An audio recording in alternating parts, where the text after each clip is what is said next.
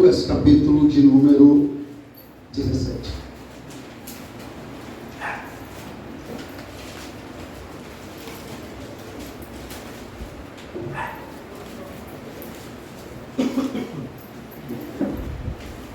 O tema da mensagem é a volta do Filho do Homem. Estou gravando hoje para não ter necessidade de gravar no domingo. Fica até mais à vontade. Não deixe de vir no domingo, irmãos. É sempre alerta para nós. Como o próprio João faz em Apocalipse, nos ciclos.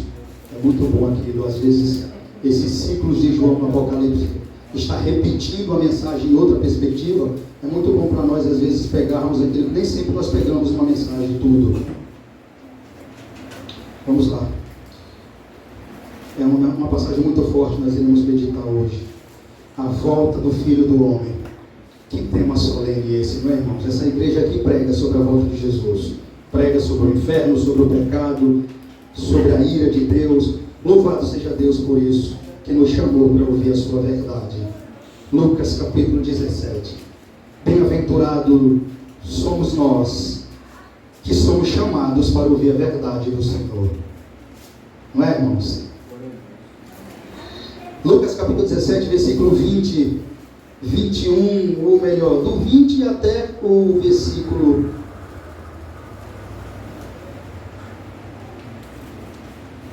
32. Interrogado pelos fariseus sobre quando viria o reino de Deus, Jesus respondeu: não vem o reino de Deus com visível aparência, nem dirão ele aqui ou lá está, porque o reino de Deus está dentro de vós. A seguir dirigiu os seus discípulos: virá o tempo em que desejareis ver um dos dias do Filho do Homem, e não o vereis. E vos dirão: ele ali, aqui ou lá está. Não vades, nem o sigais, porque assim como um relâmpago fuzilando brilha de uma a outra extremidade do céu, assim será no seu dia o Filho do Homem. Mas importa, assim será no seu dia o Filho do Homem, ou em outras traduções, no dia do Filho do Homem. Mas importa que primeiro ele padeça muitas coisas e seja rejeitado por esta geração. Assim como foi nos dias de Noé, será também nos dias do Filho do Homem. Comia, bebia, casava e dava-se em casamento, até o dia em que Noé entrou na arca e veio o dilúvio e destruiu a todos. O mesmo aconteceu nos dias de Ló. Comia, bebia, comprava, vendia, plantava, edificava, mas no dia em que Ló saiu de Sodoma, choveu do céu fogo e enxofre e destruiu a todos. Assim será no dia em que o Filho do Homem se manifestar. Naquele dia, quem estiver noivado e tiver os seus bens em casa, não desça para tirá-los. E de igual modo, quem estiver no campo, não volte para trás. Lembrai-vos da mulher de Ló. Quem quiser preservar a sua vida, perdê-la. E quem perder de fato, a salvará. Que texto forte, não é, irmãos? Só até aí, tá? Senhor, ó Deus, Deus que me conduziu a esse livro essa tarde, Deus que falou comigo na madrugada e preparou, me deu essa graça de trazer essa mensagem para a igreja. Ó Senhor, que essa mensagem possa falar com a igreja como falou comigo, que possa transformar a igreja, trazer a perspectiva correta, edificar a igreja, despertar a igreja, salvar a igreja, libertar a igreja, acordar a igreja. Que o seu Espírito trabalhe, trazendo luz ao texto, às mentes e aos corações, como também a esse maribundo, capacidade física e espiritual, para falar da tua parte, para a glória do teu nome, em nome de Jesus. Amém. Irmãos, que texto maravilhoso é o que estamos diante, não é? Foi o Senhor preparou esse texto hoje para nós. Note, irmãos, que os fariseus, eles estavam esperando a chegada de um reino exterior, terreno invisível. Essa é a primeira pergunta. Olha lá, vamos lá, por 20. Interrogado pelos fariseus sobre quando viria o reino de Deus. Jesus foi interrogado, não foi? Sobre o que ele foi interrogado? Jesus, quando vai vir o reino de Deus? Veja, isso aqui é porque os fariseus, eles estavam esperando a chegada de um reino terreno, visível. Um reino no qual os judeus ocupariam um lugar muito proeminente. Olhe bem, isso aqui para você entender o porquê da pergunta.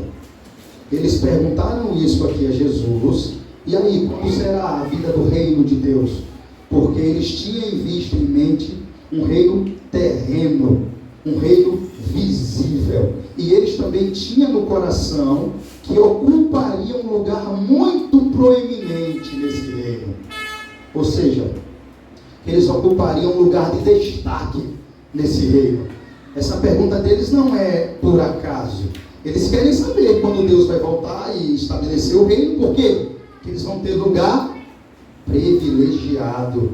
Essa pergunta dá oportunidade a Jesus, como vocês estão vendo aí, de ensinar verdades solenes sobre o reino de Deus e a sua vinda. Vou repetir.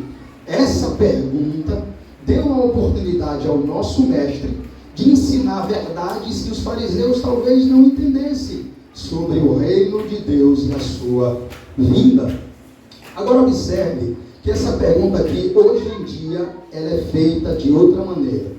Pergunta-se quando Jesus vai voltar, hoje em dia, ou se realmente ele vai voltar. Porque alguns falam, já se passou tanto tempo, desde a época da minha avó, eu escutava isso, que Jesus iria voltar. Você já se deparou com alguém que lhe falasse isso? Eu com muitas.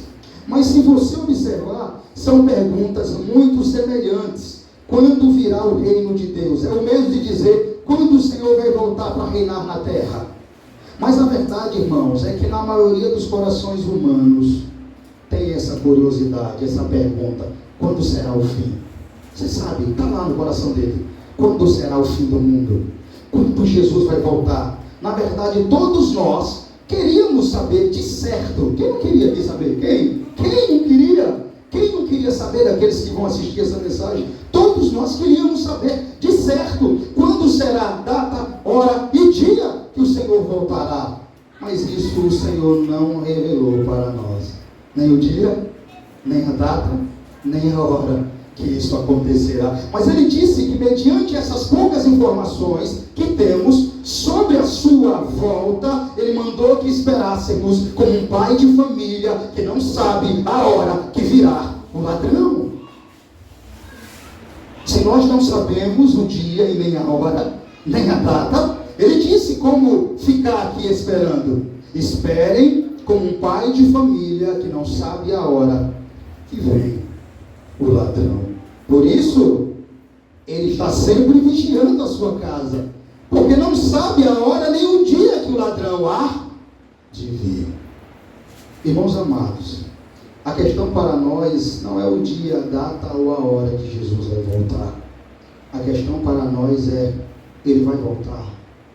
O Filho do Homem vai voltar realmente. Jesus vai rasgar esses céus e vai voltar à terra novamente. Isso vai acontecer.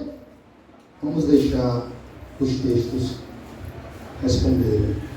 Como vocês estão vendo aí, perguntaram ao Senhor quando viria o reino de Deus. Vamos lá.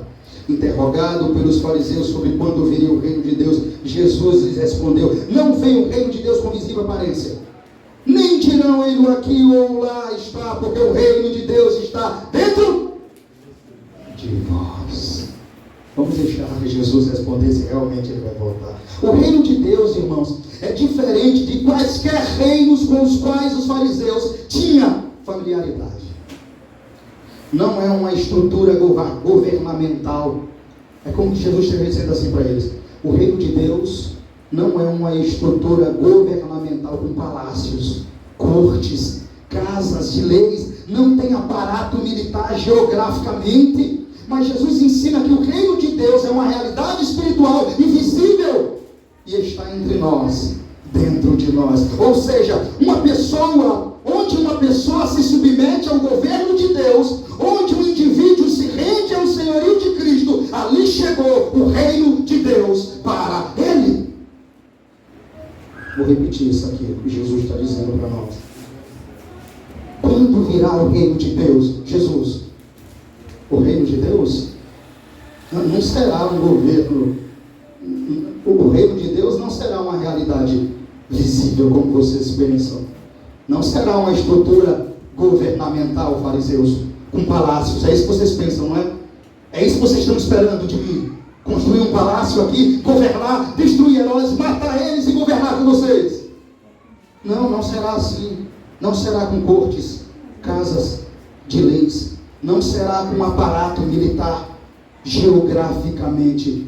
Mas Jesus ensina que o reino de Deus é uma realidade espiritual, invisível, que está dentro de nós.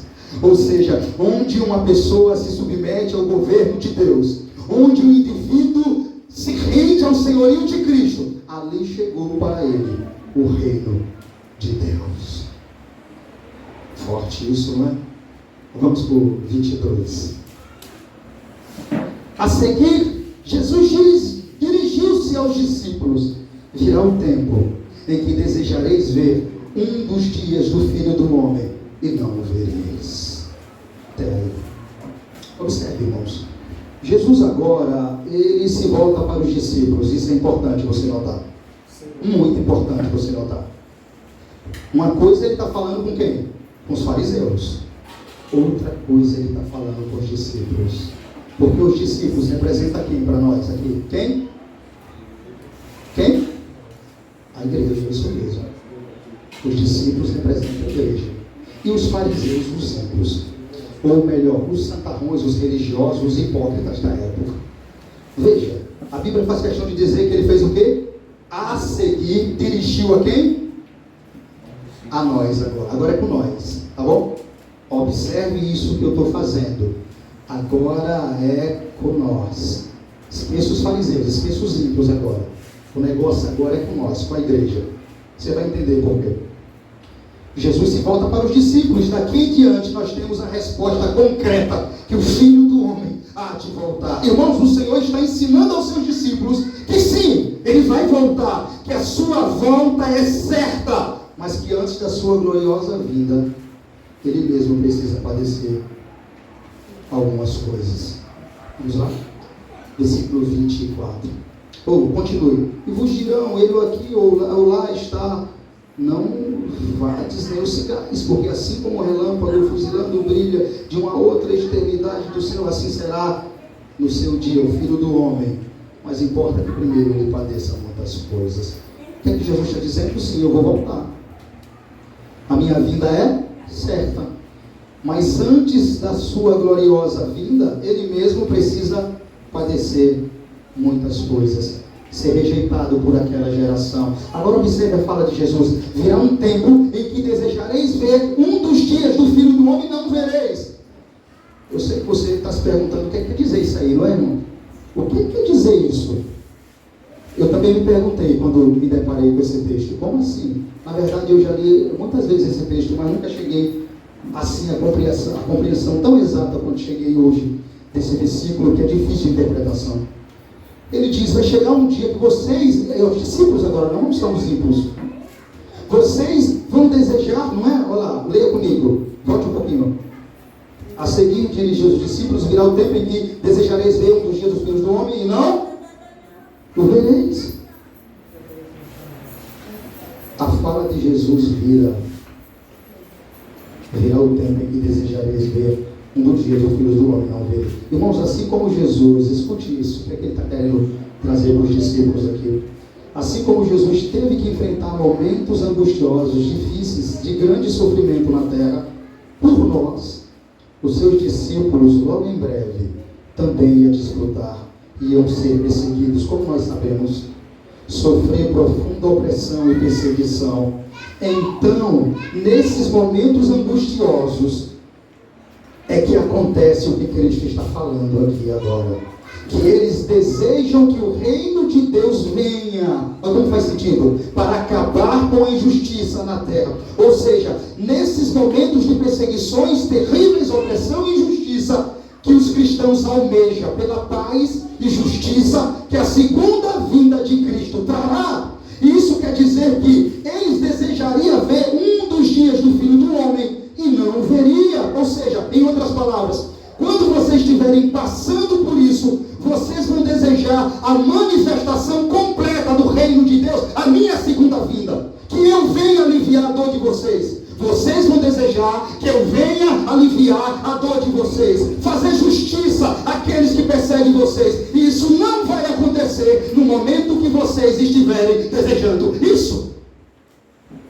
É isso que significa: chegará um dia que vocês desejarão ver o dia do Filho do Homem e não verão.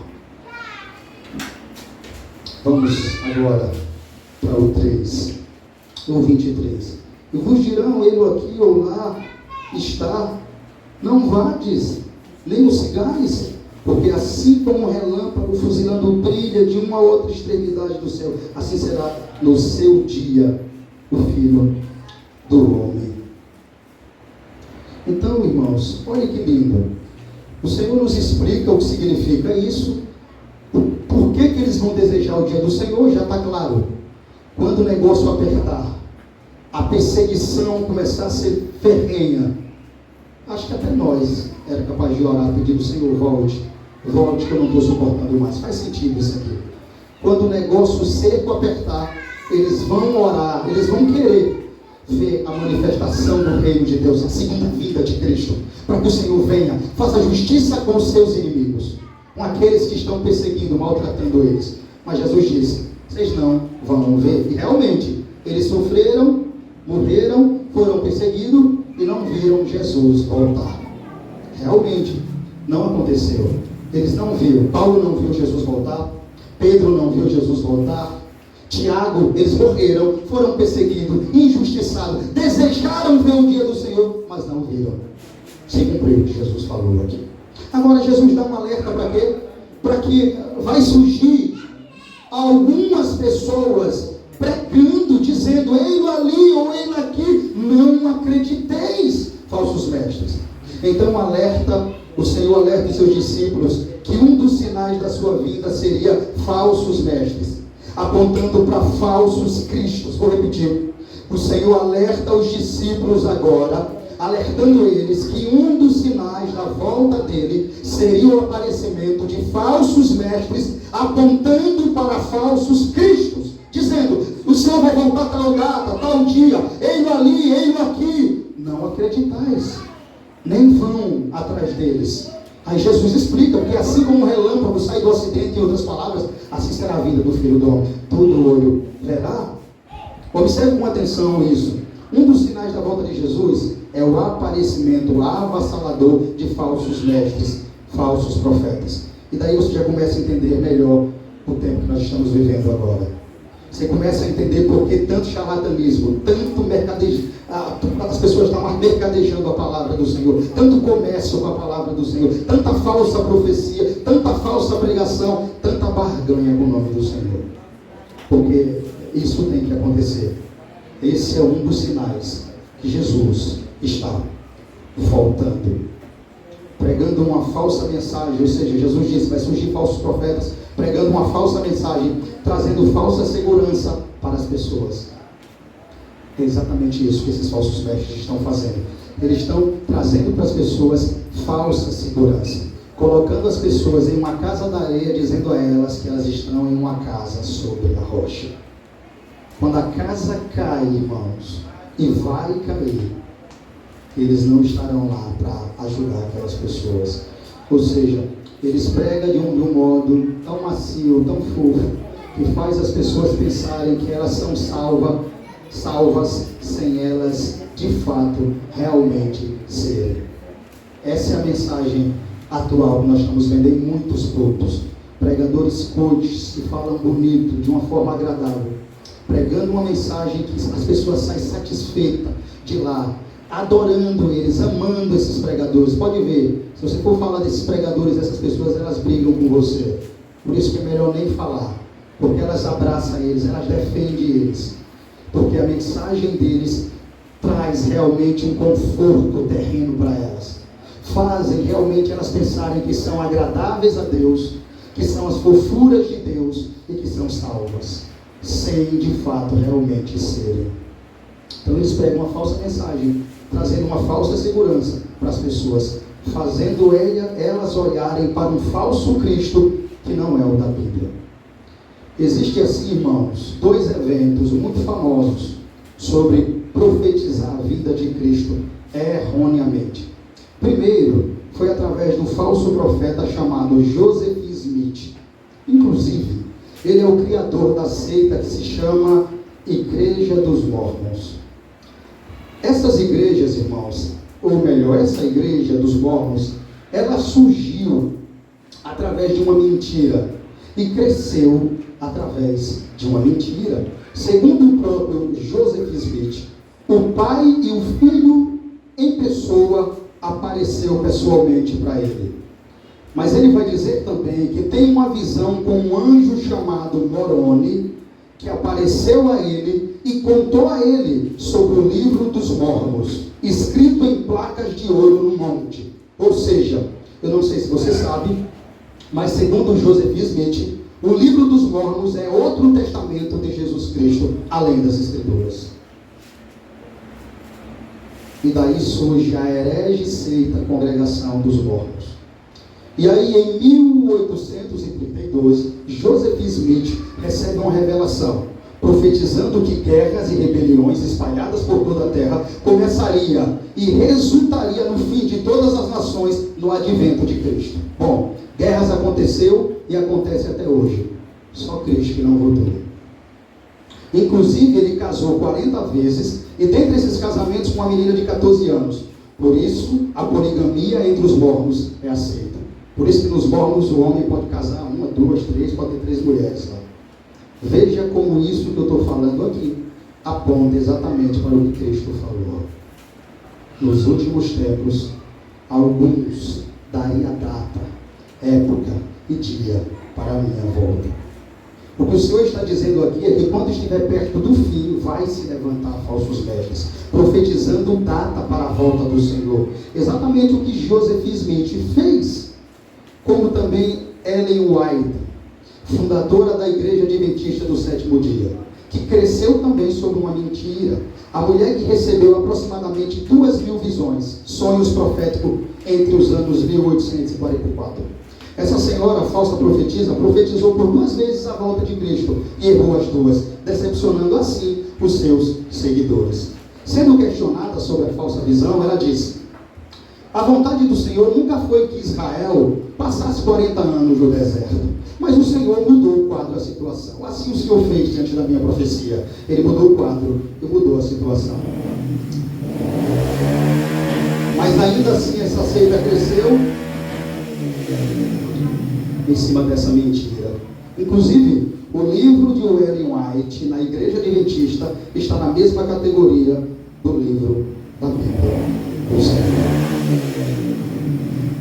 Irmãos, eu falei desses 2 eventos para que vocês tenham em mente que isso já aconteceu, mas isso aqui abrange para tudo que está acontecendo hoje. Esse texto aponta para todas as falsas profecias. Eu quis falar de 2 que talvez até você nem conhecesse, que é 2 seitas, que cresceu em 2 mentiras, e 2 falsos mestres que profetizou a data certinho e falhou. Claro, tinha que falhar, porque o Senhor mesmo disse que ninguém sabe o dia e nem a hora. Vamos lá, o 24. Porque assim como o relâmpago fuzilando brilha de uma a outra extremidade do céu, assim será no seu dia o Filho do Homem. Mas importa que primeiro ele padeça muitas coisas e seja rejeitado por esta geração. Observe que o Senhor coloca aos olhos dos discípulos para eles estarem atentos ao caráter repentino da sua volta, que será como um relâmpago que risca os céus, brilhando de uma a outra extremidade. Observe isso. O Senhor pega os olhos dos discípulos e diz assim: olha, quando você vê essas besteiras surgirem, falsos profetas, falsos mestres, falsos apóstolos, falsas profecias, pessoas dando data para me voltar, ligue para essas bobagens. Mas olhe para o que eu estou dizendo a vocês. Olhe para o sinal que eu estou dando a vocês, mostrando que ele viria ou virá inesperadamente, repentinamente. Agora ele vai dar um exemplo claríssimo de como serão os nuances da sua volta. Como estará o mundo, a terra, as pessoas. Ele traz um filme antigo para nós agora assistimos mais de perto. Para nós entrarmos agora em uma sala especial para assistirmos de perto cada detalhe desse filme. Eu espero que você não perca nenhum desses detalhes. Vamos lá. Do 25 em diante. Mas importa que primeiro ele padeça muitas coisas e seja rejeitado por essa geração. Assim como foi nos dias de Noé, será também nos dias do Filho do Homem. Primeiro sinal. O Filho do Homem vai ser rejeitado, preso, crucificado, vai padecer muitas coisas por esta geração. Que geração? A geração que Cristo estava vivendo. Ele sofreu e foi rejeitado, padeceu a morte e a morte de cruz. Isso aconteceu. Veja, primeiro ele conta um pouco do filme que está no futuro. Que filme é esse? O filme que ainda iria acontecer. A sua morte, a crucificação, a ressurreição, era algo que ainda estava por vir. Mas ele já estava profetizando, porque ele é Deus, o que iria acontecer. Então ele está informando os seus telespectadores, os seus leitores, a um filme que viria no futuro, sobre a sua morte. Mas daí de repente, observe, a cena muda. O cenário muda, o espetáculo muda. E ele nos leva agora a um filme antigo da história da humanidade.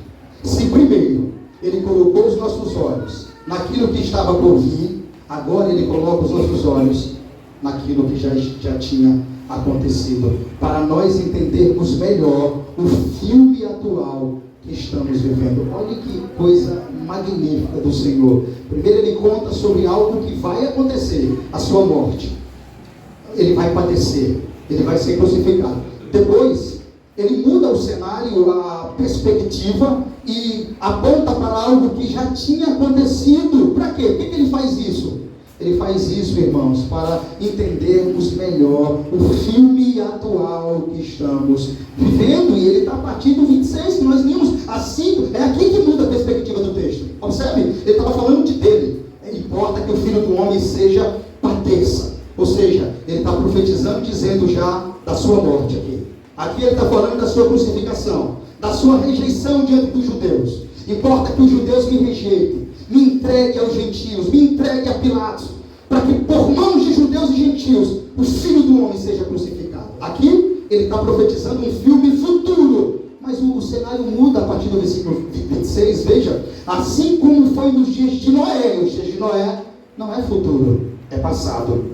Será também nos dias do Filho do Homem. Está vendo? Observe isso. Ele traz algo passado para fazer nós entender o presente e melhor o futuro. E aqui começa um filme que você deve observar cada detalhe. O Senhor fez isso de propósito.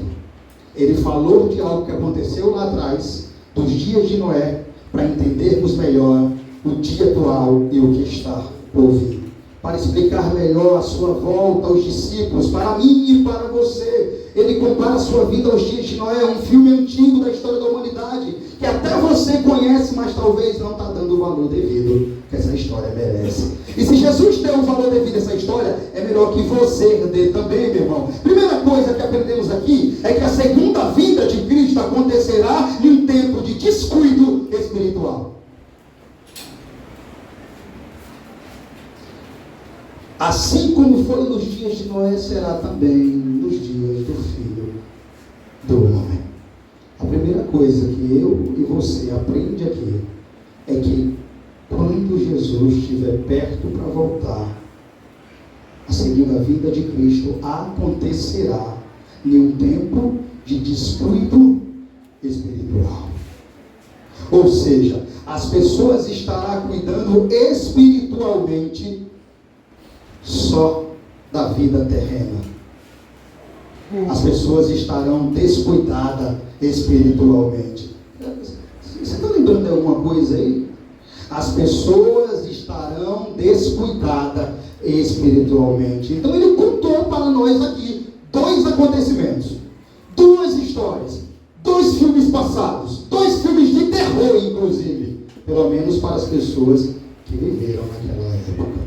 Mas, irmãos, eu tenho que declarar para você que esses dois filmes aqui, ele tem as suas partes boas. Mas foi os próprios moradores, cidadãos, seres humanos daquela época que preferiram a de terror. Como nós vemos hoje a humanidade, muitos estão rejeitando a parte boa e buscando a parte do terror final da humanidade. Vejam, ele falou sobre Noé e Ló. Dias de Noé e dias de Ló. Nesses dias, irmãos, catástrofes aconteceram. O dilúvio e o fogo que caiu do céu e destruiu Sodoma e Gomorra. Mas observe, essas duas gerações foram alertadas antecipadamente. Mas ambas continuaram as suas vidas sem dar atenção ao alerta do juízo divino de Deus. Vou repetir, ele falou sobre dois filmes antigos, dois filmes de terror: o dilúvio e o fogo que caiu sobre Sodoma e Gomorra. Mas teve a parte boa. A geração da época de Ló e de Noé, elas preferiram a parte do terror divino. Mas essas duas gerações foram alertadas antecipadamente.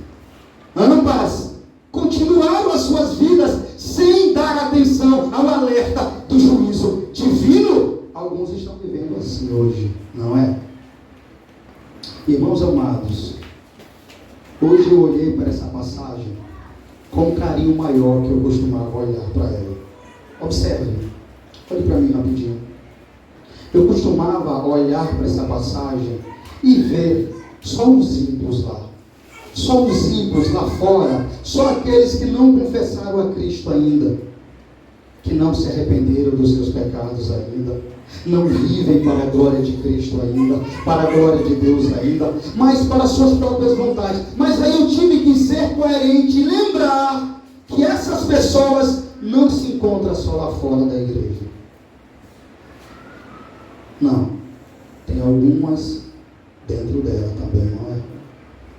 Vamos falar a verdade, que tem algumas que está com o corpo dentro, cabeça, braço, olho, com o corpo completo dentro da igreja, mas o coração está tão lá fora, no mesmo convívio que aqueles antediluvianos estavam vivendo. O coração está tão lá fora quanto aqueles sodomitas que viviam em Sodoma e Gomorra para os seus próprios deleites, para as suas próprias vontades, para os seus próprios desejos. Então eu percebi que a mensagem de Noé não é só para os ímpios. Eu costumava pregar essas mensagens muito nos ônibus, nos terminais e em qualquer outro lugar. E a minha mensagem preferida é a mensagem que eu mais prego quando eu evangelizo. Mas fala a verdade você comigo. Você olhando para esse texto, como dizer que essa mensagem só é para os ímpios? Se a Bíblia diz que Jesus voltou a atenção para quem? Para os discípulos. Como essa mensagem de Noé é só para os ímpios, mas é para nós também. É para você que está aqui e ao mesmo tempo não está aqui. É para você que parece, mas ao mesmo tempo não é. É para aqueles que se encontram vivendo uma vida parecida com o povo da época de Noé, que Jesus está contando esse filme. Até porque, para quem é que Jesus está contando esse filme? Para quem? Para os? Afinal de contas, todos nós estamos dentro desse contexto aqui. Vamos ler aqui rapidinho, tem um contexto parecido com o nosso. Versículo 27. Comiam, bebiam e davam-se em casamento, até o dia em que Noé entrou na arca e veio o dilúvio e destruiu a todos. O mesmo aconteceu nos dias de Ló: comia, bebia, comprava, vendia, plantava, edificava. Mas no dia em que Ló saiu de Sodoma, choveu fogo do céu e enxofre e destruiu a todos. Irmãos, todos nós estamos dentro desse contexto, sim ou não?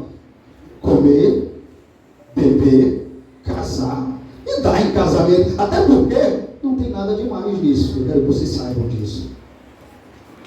Não tem nada demais em comer, beber, casar. Por isso que é para nós isso aqui. Olha o contexto. Você casou, ou vai casar, bebe, come.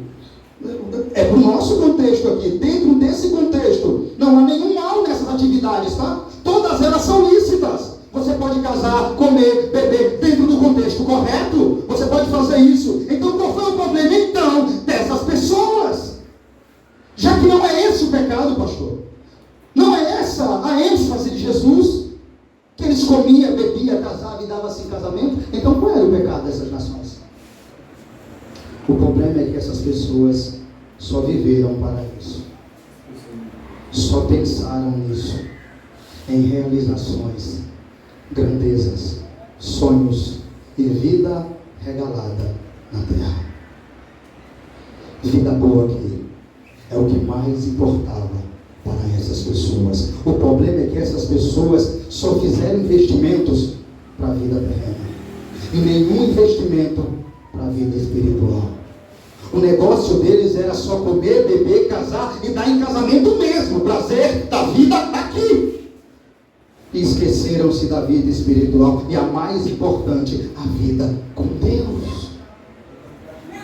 A devoção a Deus, a fidelidade a Deus, o compromisso com Deus, a obediência a Deus, isso foi colocado de lado. Talvez eles diziam, como alguns dizem no século de hoje, com Deus depois eu me resolvo, deixa eu resolver primeiro a minha vida.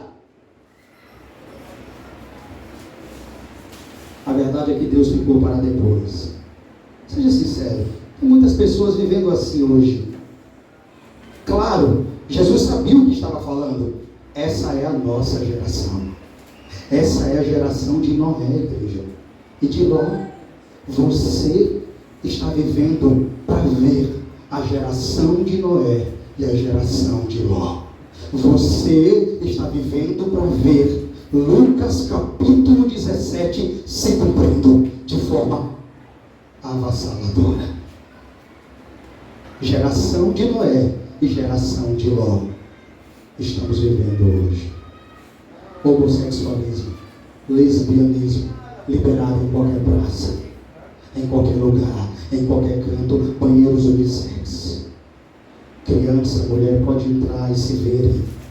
Estamos vivendo a depravação da época de Noé e de Ló.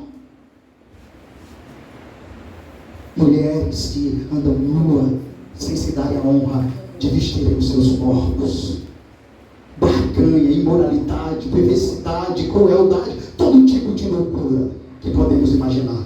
Os nossos olhos estão vendo tudo aquilo que talvez nunca imaginaríamos que veríamos, algo que os nossos avós nunca sonhou de ver. Nós estamos vendo acontecer debaixo do nosso nariz. Seja sincero, irmãos, tem muitas pessoas vivendo assim hoje. Nós vivemos na geração do Deus que ficou para depois. Deixa eu repetir. Você, cristão, está vivendo na geração do Deus que fica para depois. Já prestou atenção? Quantas pessoas dizem, eu só falta um pouquinho para ser crente. Só preciso ajeitar um pouquinho na minha vida. Só preciso ajeitar uma questão que tem que ser ajeitada. Só preciso ver uma situação que tem que ser vista. E aí logo eu vou para a igreja. Eu só preciso pecar mais um pouquinho aqui. E o Senhor vai me esperar lá. Eu chego lá. Daqui a pouco eu chego lá. Eu me resolvo com Jeová. Jeová é bom. É bem verdade que Jeová é bom. Mas é bem verdade também que existe um limite para a perversidade, incredulidade e pecaminosidade do coração do homem. E pelo menos para os antediluvianos não deu tempo de se resolver com Jeová. Jeová desceu antes para resolver com eles.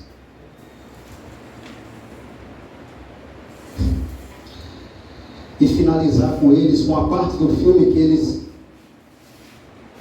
não queriam e não pediram, a parte do terror, a parte amarga do juízo, a parte inesperada, a parte repentina que nenhum deles esperava, a parte que eu imagino que nenhum de nós aqui queremos, não é? É do terror, é a parte do terror. Pois é, meus amados irmãos, se vocês não querem a parte do terror, então não vivam como se fosse que o Senhor não existe. Como se fosse que Deus não é nada para vocês. Como se fosse que o Senhor está ficando para amanhã na vida de vocês. Como se fosse que as coisas do Senhor estão ficando para amanhã na vida de vocês. Porque se vocês viverem como o povo de Noé e o povo de Sodoma, não imaginem, meus amados, que de maneira nenhuma vocês entrarão na arca espiritual do Senhor. Então, tampouco o Senhor vai reter o fogo, até que vocês saiam de Sodoma e Gomorra, como fez com Ló. Estava lá Ló, dentro de Sodoma, dentro daquela cidade louca, que queria fazer relação sexual com os anjos. Vamos Ló, saia, coloque os homens para fora. Quem entrou na sua casa, nós queremos abusar deles, nós queremos ter relação. Ló disse, eu vou dar a minha filha, quem é você? Você é juiz entre nós? É você que escolhe, nós queremos os homens, Ló. Nossa, é só para saber um pouco do nível da depravação daquela época. Eles queriam os anjos mesmo para terem relação com eles. Gênesis 19. Até que os anjos feriam de cegueira todos aqueles homens. Mas antes disso, existiam 2 homens lá, que eu posso dizer que estava dentro da igreja, que podia ser a casa de Ló, onde estava a palavra de Deus e o mensageiro proclamando o juízo. Enquanto Ló, o justo, estava sua mulher e os seus 2 genros. Eles foram avisados. Eles foram alertados. Vamos, saia daqui. Vamos, deixa essa cidade. Vamos, deixa esse pecado.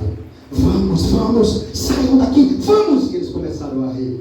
Como tem alguns na igreja, irmãos, que o que mais faz é rir, mas não muda.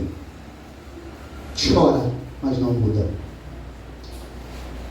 Então, irmãos, o anjo, sem se demorar, pegou na mão deles, de Ló, das suas 2 filhas, e saiu de lá. O Senhor segurou o fogo até que Ló saísse de Sodoma e Gomorra. Quando Ló saiu, o fogo desceu com enxofre e matou não só todos os cidadãos, como aqueles 2 genros incrédulos que não daram ouvido à mensagem do mensageiro do Senhor. Preferiu o pecado, sabe? O prazer momentâneo. Eu fico pensando assim, em questão de 10 minutos antes, a memória deles pensaram, nós tivemos a oportunidade das nossas vidas e jogamos fora. Eu fico imaginando mais, quando o fogo começou a descer nos telhados, na casa, eles 2, porque da cidade toda, só eles 2 e a família de Ló ouviu e teve essa oportunidade. Eu fico lembrando que aquilo ali aponta muito para a igreja. O mundo, eles estão ouvindo o evangelho, estão ouvindo a palavra de uma forma alertadora, mas a igreja, irmãos, o povo de Deus ouve de uma forma profunda. Aqueles que estão na igreja estão ouvindo Deus de uma forma impactante. Eu acho que o juízo para eles será pior, se eles não se converterem. Eu vou repetir, irmãos. Se nós tivermos as mesmas atitudes que o povo de Noé e de Ló teve, não pense que o Senhor vai reter o fogo até que você saia de Sodoma, como ele fez com Ló. Irmãos, se as bênçãos de Deus é o centro da sua vida e não o Deus das bênçãos, se você transforma as dádivas de Deus na única razão para viver aqui nessa terra e se esquece do Deus das dádivas, você estará agindo igualzinho ao povo da época de Noé. Pois Jesus profetizou que assim ia estar o mundo quando ele voltar. As pessoas estarão pensando apenas em seus interesses imediatos e terrenos.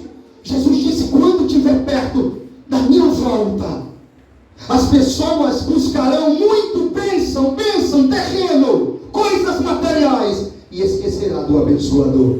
As pessoas estarão pensando apenas em seus interesses imediatos e terrenos, se esquecendo de fazer a principal provisão para a vida espiritual e para a vida eterna. O dia do Senhor apanhará essas pessoas de surpresa. Meu irmão e minha irmã, se você vive no tempo de hoje, por mais que esteja dentro da igreja, em desobediência com a palavra de Deus, em desacordo com a palavra de Deus, em desarmonia com os mandamentos do Senhor, se você é tão incrédulo quanto foi aquelas pessoas da época de Noé, que ouviram mudaram, não se arrependeram, não aconteceu com eles metanoia, mudança de vida, de caráter, de pensamento e de atitudes. Eles não deram a volta em direção oposta ao pecado. Eles continuaram correndo para a lama, para a rebeldia, para a pecaminosidade, para as suas vontades, para as suas paixões. Qual o resultado final deles? Juízo repentino, qual eles mesmos esperaram. Não esperaram. O dilúvio veio e pegou a todos de surpresa. Agora me diga, você, meu irmão, você, quem você é? Você é diferente, você que está aqui. Se você tem anos que está na igreja, anos que escuta a verdade, anos que escuta a palavra, a lei, os mandamentos, mas não muda, não se arrepende, não dá a volta em direção oposta ao seu pecado, assim como na época de Noé, o Senhor fala, mas seu coração incrédulo não dá ligança. O Senhor, por intermédio da sua palavra, fala, mas você não escuta. O Senhor repreende, mas você não aceita. O Senhor exorta, mas você não muda o coração. As atitudes é a mesma, a personalidade é a mesma. Não houve metanoia, não houve arrependimento, não houve transformação, não houve metamorfose. Aí no final, você que está aqui, me ouvindo, e vive essa vida, vai querer reivindicar os céus e Deus, quando na verdade você viveu uma vida para o inferno, como aquelas pessoas da época de Noé e de Sodoma. Em nome de Jesus, eu lhe digo, vamos, conserte a sua vida hoje, como pregoeiro da justiça, como Deus levantou Noé. Ele levanta esse simples servo hoje para lhe dizer, vamos, se arrependa, dê a volta contra o seu pecado, mude a sua vida, mude as suas atitudes, mude as suas ações, mude a sua forma de pensar, de viver, de agir, porque o Senhor está voltando.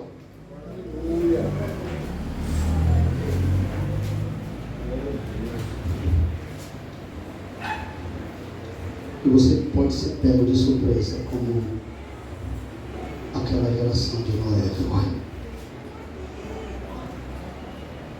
Irmãos, nós não vamos entrar no céu metendo o pé na porta do céu. Você só vai entrar se quando ele voltar, você estiver esperando ele para abrir a porta. Volte aí, Lucas capítulo 12, por favor.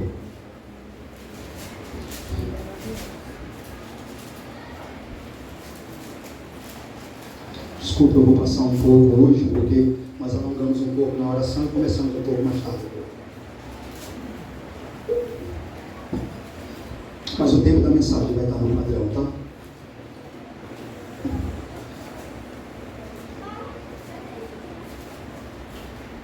Lucas capítulo 12, versículo 35.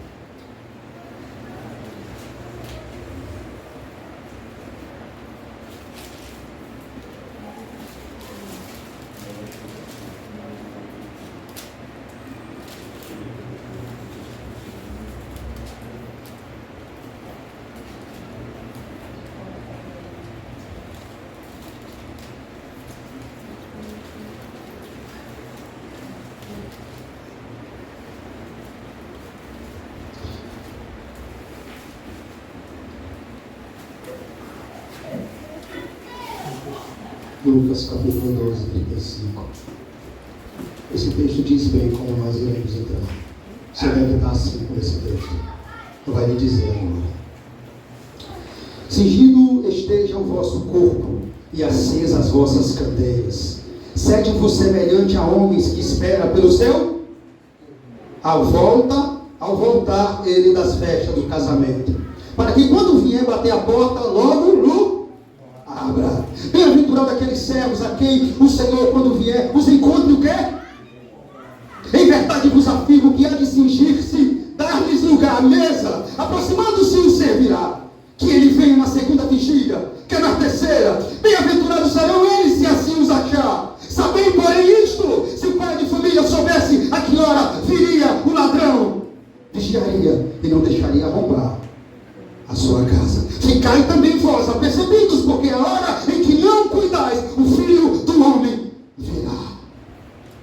Aleluia. Amém? É forte, não é? Não é forte? Esteja acesas as vossas candeias. É igual à parábola das 10 virgens. Não falte o azeite quando ele voltar. Não deixe para buscar azeite de última hora. Não deixe para se preparar de última hora, como fizeram as nécias. Faltou azeite para elas. Quando elas voltou, a porta se fechou. E quando elas bateram, Senhor, Senhor, abre-nos a porta. Ele abriu e disse: quem é vocês? Eu não os conheço. Veja as figuras que você acabou de ler agora. Candeia acesa, estar vigilante e preparado para quando ele bater, fazer o quê? Abrir. Louvado seja Deus.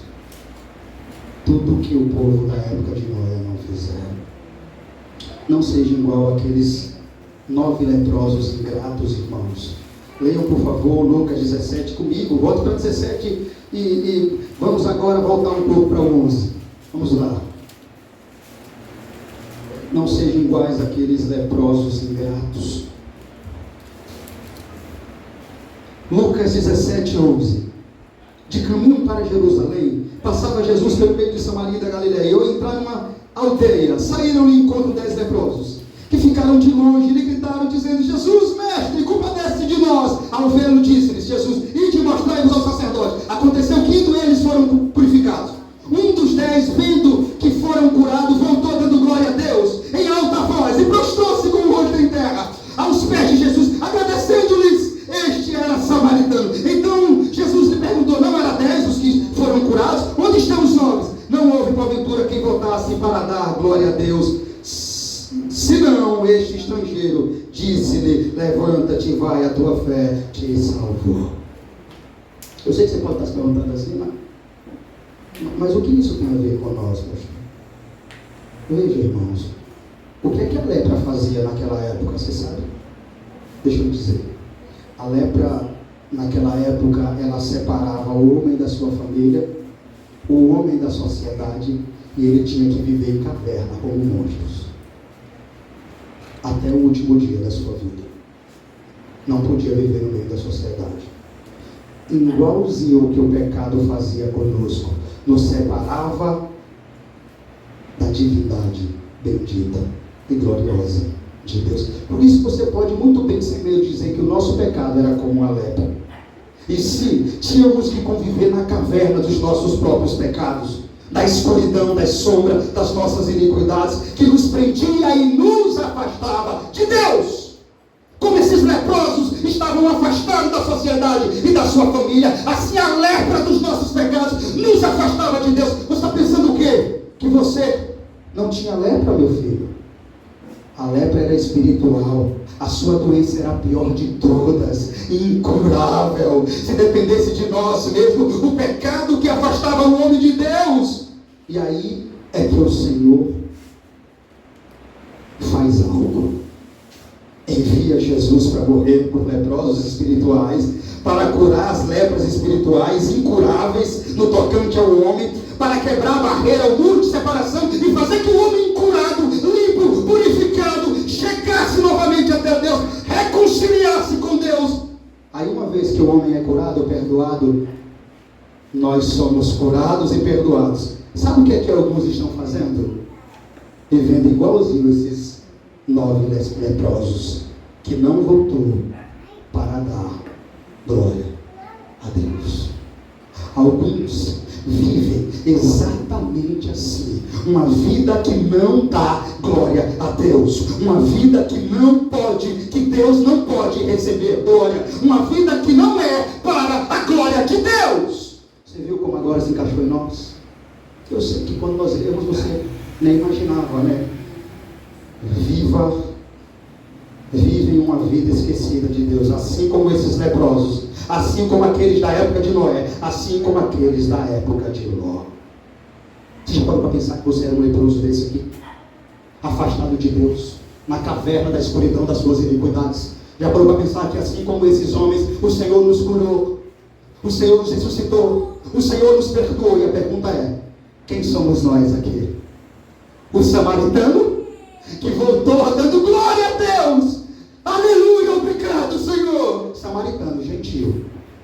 ou os judeus, que se dizia povo de Deus, e nenhum voltou para dar glória a Deus. Quem é você aqui? Se eu te fazer uma pergunta que você vai entender melhor como a sua vida se encaixa nesse texto. A vida que você vive hoje, dá glória a Deus? O que você faz, ações, seu casamento, a sua vida cotidiana, diária, atitude, dá glória a Deus? Deus recebe glória na sua vida, nas suas ações. Eu acabo dizendo, você vive para a glória de Deus. Se você não viver, você está igualzinho esses 9 leprosos aqui, que não voltou para ser grato a Deus. Vive uma vida igualzinho a mulher de Ló, não progride, não avança, não muda, vive como estátua, olhando sempre para trás, para o passado, para a vida de pecado, de engano e de mentira. Você acha que foi à toa que Jesus disse, lembrai-vos da mulher de Ló? Por que você tem que lembrar da mulher de Ló? Você pode saber? Por que, Jesus? Foi o que aconteceu com ela? Olhou para trás e virou? Fala a verdade. Que contexto glorioso, né? Tem pessoas que vivem, irmãos, igualzinho a mulher de Ló. Como a mulher de Ló virou estalta, significa que dali ela não saiu. Tem pessoas igualzinho, não progride, não avança, não muda, vive como estátua, olhando sempre para trás, para o passado, para a vida de pecado, de engano e de mentira, de carnalidade, de mundanismo, agindo sempre como agia antes de conhecer a Cristo. A mulher de Ló, igualzinho a mulher de Ló. Verso 31, por favor. Naquele dia, quem estiver no eirado e tiver os seus bens, naquele dia, quem estiver no eirado e tiver os seus bens em casa, não desça para tirá-los. De igual modo, quem estiver no campo, não volte para trás, só até aí, irmãos. E o que é que o Senhor está querendo nos dizer com isso aqui? O Senhor está dizendo para a igreja essa noite que a vinda do Senhor será inescapável para você que vive assim. Como assim? Eu não sei se você sabe, mas o contexto aqui é o rei Tiro, ou melhor, desculpa, o rei Ciro invadindo Jerusalém, de modo que ninguém escaparia do filme de terror. O contexto aqui é para o ano 70, irmãos, tá? Jesus está profetizando a destruição do templo do ano 70 aqui, e dizendo, quando isso acontecer, meu filho, não saia para tirar nada não, vai ser tão terrível, tão horrível, de modo que isso vai acontecer. Isso vai acontecer. E com esse contexto, Jesus está dizendo para nós que a vida dele é inescapável, assim como foi a chegada de Tiro em Jerusalém. Aqueles que vivem assim, se você vive assim, aqueles que se comportam assim, não vai escapar da parte do terror do filme. Vai ter que provar até a última gota. Veja, o próprio Senhor é quem diz isso. Como eu disse, aqui está falando do ano 70. A destruição que Ciro traria para Jerusalém com a destruição do templo. O Senhor está dizendo assim, como Ciro virá e destruirá o templo de Jerusalém, haverá angústia para vocês. Tenha por certo que eu vou vir também. Tenha por certo que eu vou vir também. Vamos lá para o versículo de número 32. Lembrai-vos da mulher de quem? Lembrai-vos da mulher de Ló. Continue comigo. Quem quiser preservar sua vida, perdê-la. Quem perder, de fato, a salvará. Eu acabo aqui no texto e a mensagem. Lembrai-vos da mulher de Ló. Jesus está voltando, meu irmão. Conserte a sua vida com Ele. E lembre da mulher de Ló. Se a sua vida é uma vida de estátua, que não progride, não muda, não avança, que não há avanço, metanoia, arrependimento, mudança de vida, de atitude, de caráter, de pensamento. Se não está havendo isso em você, irmãos, mas você vive uma vida bem parecida com o povo da época de Noé, onde a mensagem era pregada, o pregoeiro da justiça pregava, Deus falava por intermédio dele, e o povo tampava os ouvidos, endurecia o coração, e dava as costas para a palavra, e andava em direção ao pecado. Eu desejo ardentemente, do fundo do meu coração, que você não esteja aqui ouvindo essa mensagem, que não seja você, que domingo após domingo ouve a palavra, ouve o sermão, ouve a exortação, endurece o coração, tampa os ouvidos e vira as costas para a palavra de Deus e anda em direção às suas próprias paixões, deleites e vontades. Por isso, como a mulher de Ló não muda, não progride e se encontra exatamente como estátua dentro da própria igreja. Essa foi a condenação para ela, irmãos.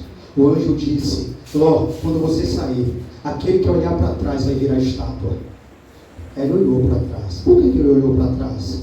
Porque ela amava aquela cidade. Ela saiu de Sodoma, mas Sodoma não saiu dela. Algumas pessoas saíram do mundo, mas o mundo não saiu deles. Eles continuam olhando para a vida antiga, para os deleites antigos, para os prazeres antigos, para as vontades antigas. Continua igualzinho uma mulher de Ló, olhando para trás. Lembre, ela virou estátua de sal. Esse é o exemplo de Jesus. Lembrai-vos da mulher de Ló. Como acaba o texto? Eu quero ler com vocês como acaba o texto.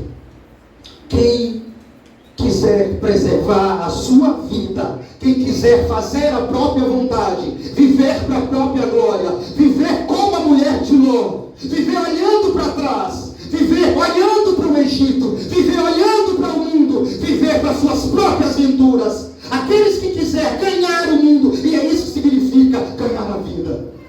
Quem quiser viver como o povo da época de Noé, sendo rebelde, incrédulo, tampando os ouvidos, endurecendo o coração, vivendo para a sua própria vontade, é isso que significa. Quem quiser preservar a sua vida, é isso que significa. Perdê-la, como a mulher de Ló perdeu, como o povo de Sodoma e Gomorra perdeu, como o povo de Noé perdeu. Eles quiseram fazer o quê? Conservar a vida deles, viver para o imediato, viver para o prazer, para as realizações, para o aqui, para o agora, para a felicidade terrena. E o que aconteceu com ele foi: eles perderam as suas almas. Ganharam o mundo inteiro, mas perderam as suas almas. E é isso que significa: quem quiser preservar a sua vida, perderá, e quem perder, de fato a salvará. Quem renunciar, quem realmente abdicar da própria vontade, quem realmente viver para a minha glória, esse salvará, será salvo a sua alma. Pois o que adianta o homem ganhar o mundo inteiro se ele perder a sua alma? E que dará o homem em troca da sua própria alma? Aqueles que perderem esse mundo, irmãos, aqueles que realmente entenderem o que é o Evangelho, o que foi feito na cruz, que foi curado de lepra, que Cristo os perdoou, Cristo os salvou, Cristo os ressuscitou, e entenderem essa mensagem e viverem não como o povo da época de Ló, não como o povo da época de Noé, não como a mulher de Ló, mas como servo que foi chamado para viver em santidade, obediência e retidão à palavra do Senhor. Esses ganharão a vida. Louvado seja Deus, só lhe deu glória. Vamos ficar de pé e vamos louvar o Senhor por essa mensagem